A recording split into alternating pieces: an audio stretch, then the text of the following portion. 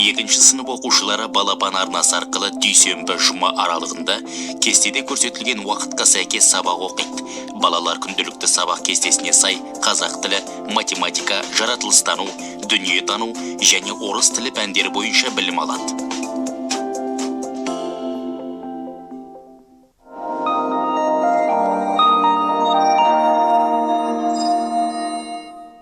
Сәлеметсіздер ме, құрметті оқушылар?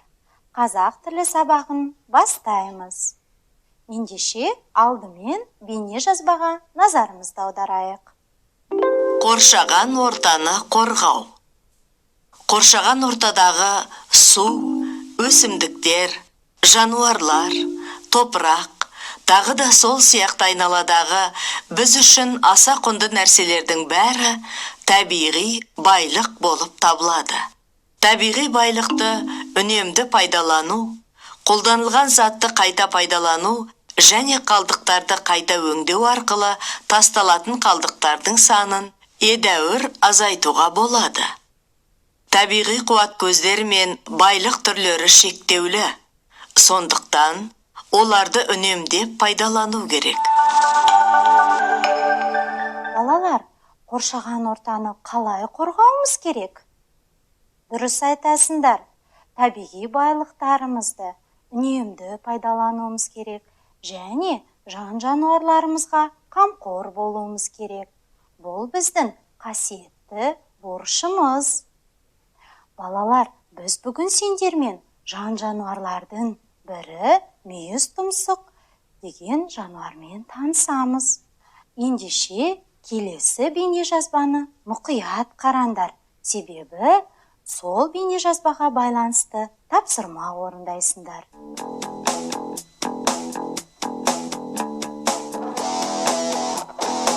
Мүйіз тұмсық тік тұяқтылар тұқымдасына жататын ірі жануар. Дене тұрқы 5 метр, салмағы 3,5 тоннаға дейін барады. Терісі қалың әрі тақыр. Тұмсығындағы мүйізінің ұзындығы 60 сантиметрге жуық. Аяқтары қысқа әрі 3 ашалы болып келеді. Көзі нашар көреді, бірақ иіс сезу органы жақсы дамыған. Жұп құрып тіршілік ететін жануардың төлі енесін 2 жылға дейін емеді.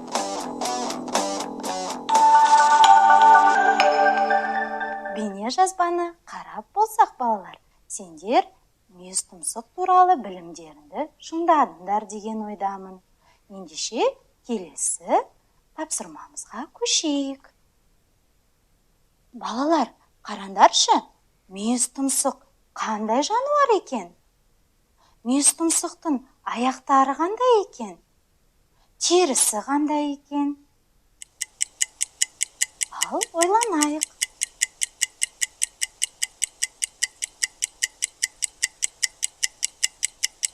Ал, балалар, сұрақтарға жауап бердіңдер деп ойлаймын. Жауабымызды тексеріп өтейік. Мүйіз тұмсық қандай жануар екен? Ірі жануар, дұрыс айтасыңдар. Аяқтары қандай екен? Аяқтары қысқа. Терісі қандай екен? Терісі қалың. Тақыр екен. Тамаша балалар. Бұл тапсырманы жақсы орындадыңдар. Заттың сынын, түсін, түрін білдіретін сөздер қай сөз табына жататынын білу үшін бейне материал көрейік.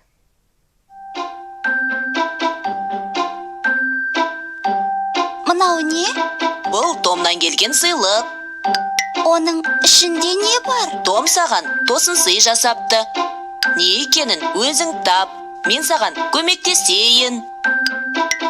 Ол кішкентай.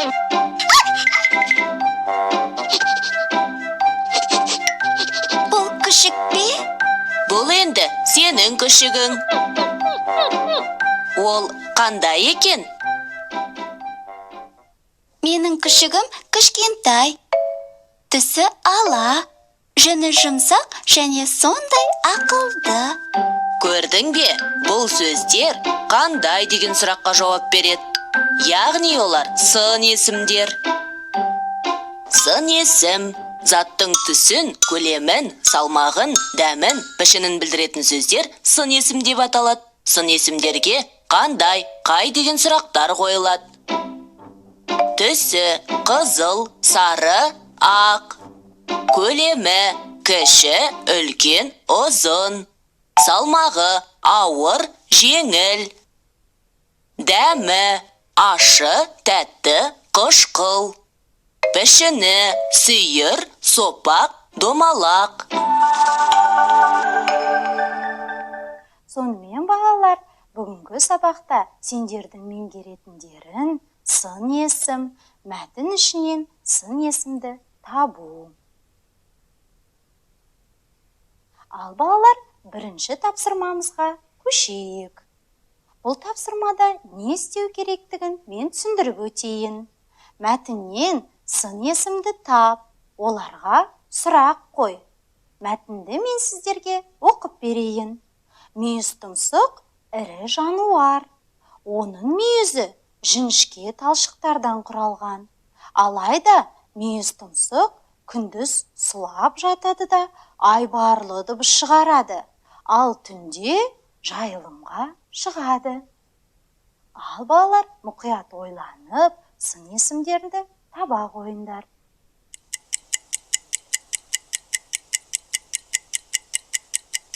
Балалар, сендер мұқият орындап болсаңдар, онда тексеріп өтейік. Мүйіз тұмсық қандай жануар екен? Ірі, бәрекелді балалар. Келесі сын есіміміз талшықтар қандай екен? Жіңішке. Жарайсыңдар, таптыңдар деп ойлаймын. Дыбыс қандай екен?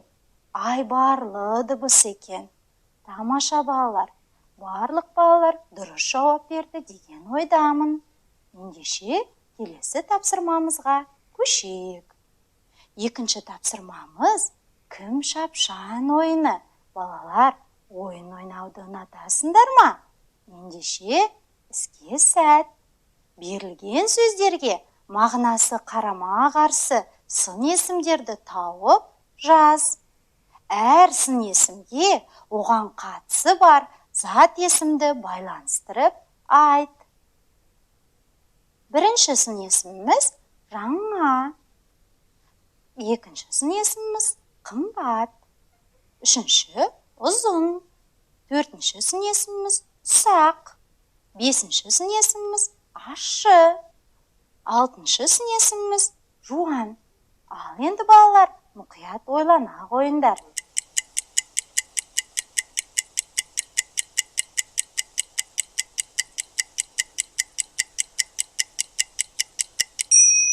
Тапсырманы орындап болды деген ойдамын балалар. Ендеше тексеріп өтейік. Жаңа, ескі, қымбат, арзан, ұзын, қысқа, ұсақ, ірі, ащы, тұщы, жуан, жіңішке. Жарайсыңдар балалар. Келесі тапсырмамызға көшейік. Үшінші тапсырмамызда балалар жаңылтпаштың қатесін түзеп, көшіріп жаз. Сын есімдерді тап. Ал жаңылтпашты мұқият оқыңдар. Қатесін табады деген ойдамын.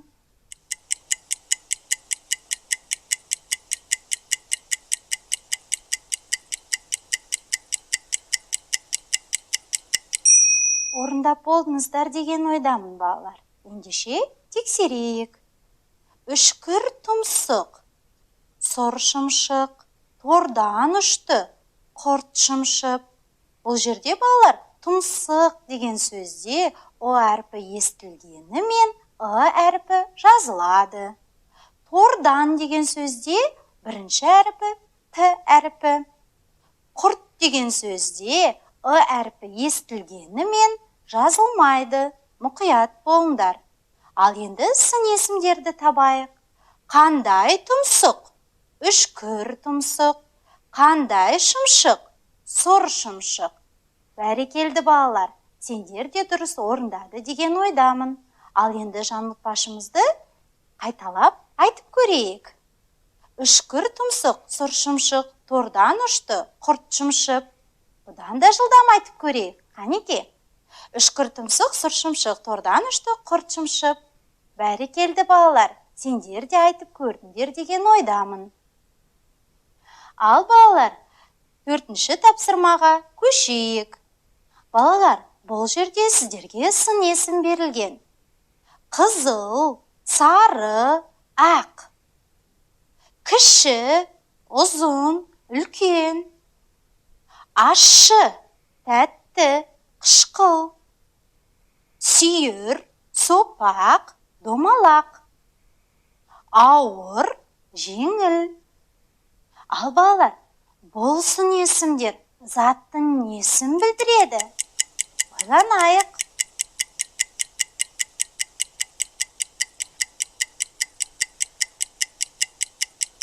Сендер жауап бердіңдер деген ойдамын. Тексеріп алайық. Сонымен, бірінші бағандағы сын есімдер заттың түсін білдіреді екен. Екінші топтағы сын есімдер заттың көлемін білдіреді екен. Үшінші топ заттың дәмін, төртінші топ заттың пішінін, бесінші топтағы сын есімдер заттың салмағын білдіреді екен. Сонымен балалар заттың түрін, түсін, көлемін, дәмін, пішінін білдіретін сөз табын біз сын есім деп атаймыз. Тамаша балалар, барлықтарын дұрыс жауап бердіңдер деген ойдамын. Бәрекелді. Келесі тапсырмамызға көшейік. 5-ші тапсырма берілген зат есімдерге бірнеше сын есім тауып жаз. Ал балалар, керекті сын есімдер астыда берілген. Мұқият ойланыңдар. Жауап беріп болсақ, тексеріп өтейік. Күн қандай? Күн бұлтты. Күн қандай? Күн ашық. Су қандай? Су мөлдір. Су қандай? Тұщы су, я балалар? Тамаша, жарайсыңдар. Келесі тапсырмамыз. Ал берілген сөздердің ішінен сын есімдерді теріп жаз. Уақыт кетті балалар, мұқият болыңдар. Сын есімнің сұрақтарын естеріне алыңдар. Жауап беріп болсақ, тексеріп өтейік. Сын есімдер домалақ, қатты, ауыр. Сұрақ қойып көрейікші қане балалар? Қандай? Домалақ. Қандай? Қатты. Қандай? Ауыр. Жарайсыңдар балалар. Сонымен бүгінгі сабақта біз сіздермен сын есіммен таныстық. Сын есімді мәтіннің ішінен теріп жаздық. Заттың түрін, түсін, дәмін, пішінін білдіретін сөздерді сын есім деп атайтынымызды ұмытпайық. Сын есім қандай, қай деген сұрақтарға жауап береді. Жарайсыңдар балалар, ендеше осымен сабағымыз аяқталды. Келесі кездескенше сау болыңыздар.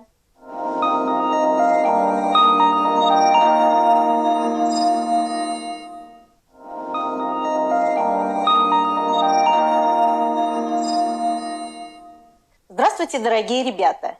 И снова с вами я, Гульмира Таланбековна.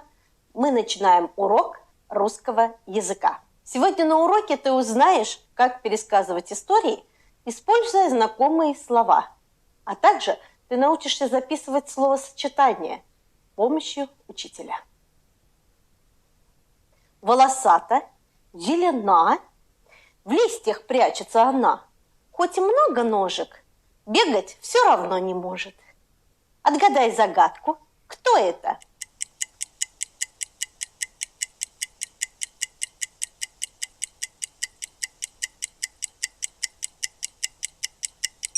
Да, это гусеница. А теперь я предлагаю тебе решить небольшой пример из грамматической арифметики. Ба плюс большой деревянный сосуд равно летающее насекомое. Подумай.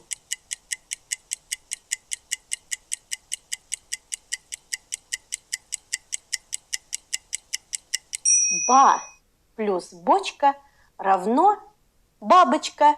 Отлично. Так в чем же связь?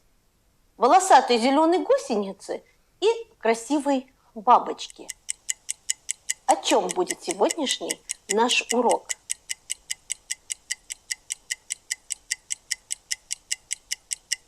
Да, сегодня ты узнаешь на уроке о чудесных превращениях в природе, которые случаются с гусеницей.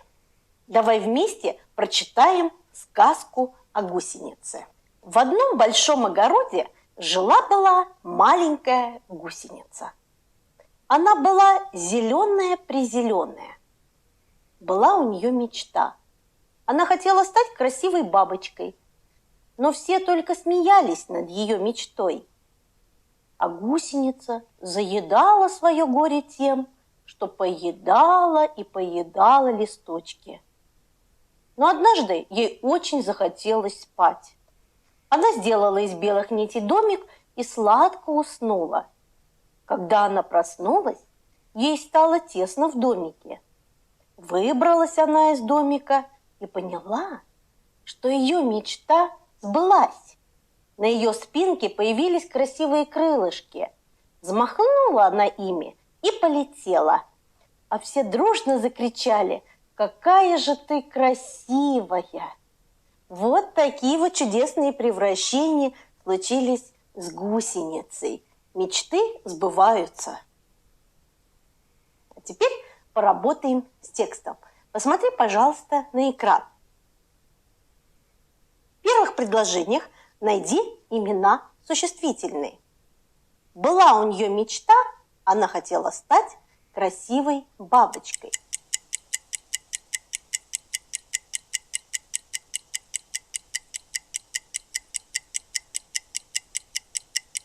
В следующих предложениях найди глаголы.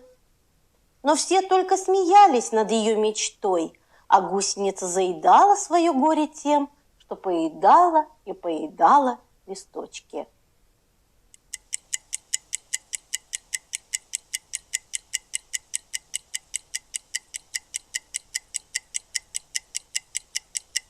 В следующих предложениях найди имена прилагательные.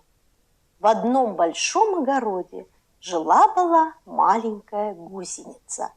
Она была зеленая-призеленая. Вспомни, на какие вопросы отвечают имена существительные, глаголы, имена прилагательные.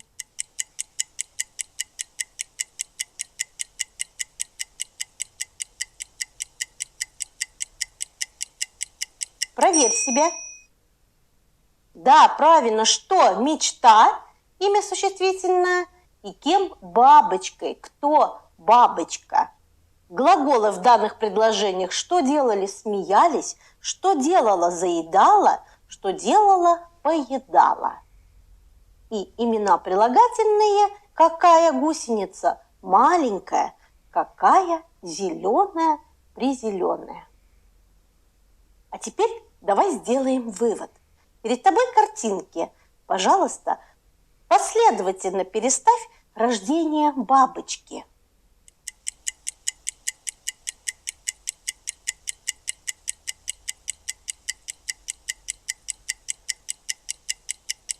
Давай проверим. Итак, да, вот такая вот красивая цепочка получилась у нас. Превращение гусеницы в бабочку. Взрослые бабочки откладывают яйца на листиках растений. Потом появляются гусеницы. Когда гусеница подрастает, они превращаются в куколки, а через несколько недель из куколок появляются красивые бабочки. И все начинается заново. Вот такая вот почти сказочно невероятная история, но реальная, существует в природе. А сейчас мы с тобой немножко разомнемся. Но разминка наша необычная, речевая. Перед тобой скороговорка. Давай мы ее вместе прочитаем. Груша гусениц не любит, грушу гусеница губит. А теперь немного быстрее. Груша гусениц не любит, груша гусеница губит. теперь еще быстрее. Груша гусениц не любит, груша гусеница губит. Груша гусениц не любит, груша гусеница губит. Молодец, у тебя все получилось. Посмотри, пожалуйста, на рисунок и скажи, куда заползла гусеница.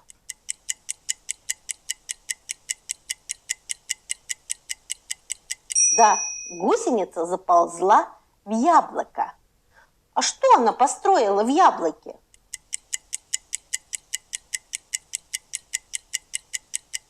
Она построила в яблоке небольшой домик. Почему она выбрала яблоко?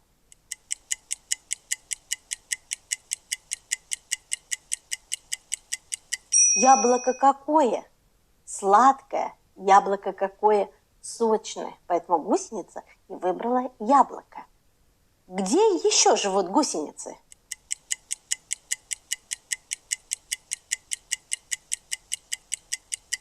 Да, гусеницы живут в яблоках, в грушах, в капусте.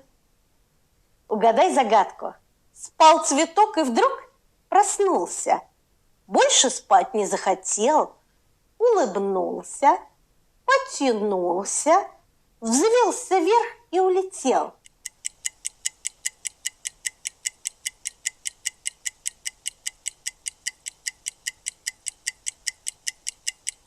Да, это бабочка. Вот так же быстро и прошел наш сегодняшний урок, как полет бабочки.